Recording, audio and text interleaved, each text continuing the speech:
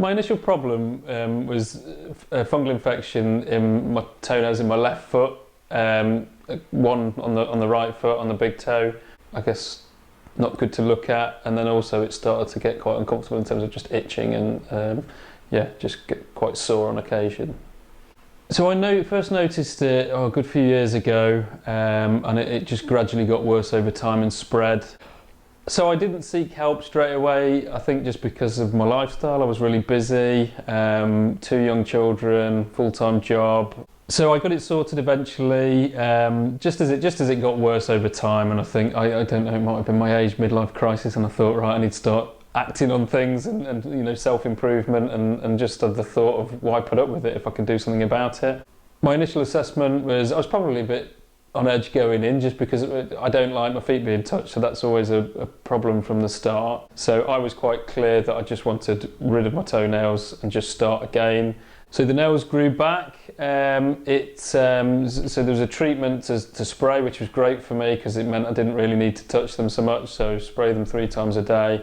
And I think it was probably around 2 or 3 months I started to notice them grow back. And actually I thought they'd look quite strange after I had it done, and obviously like the first few days it's a little bit gruesome, but quite quickly after that it didn't look that, my foot didn't look strange at all actually. And yeah, so they started growing back probably after about 3 months or so, but I couldn't feel it, there was no discomfort or anything like that, so it was fine.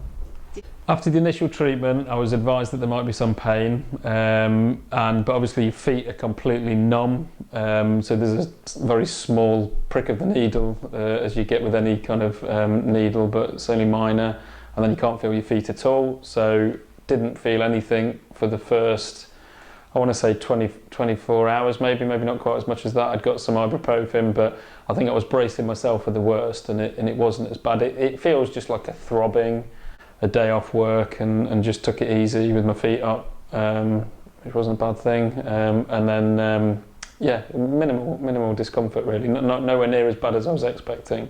So the outcome of the removal is the infection's gone completely on the left foot.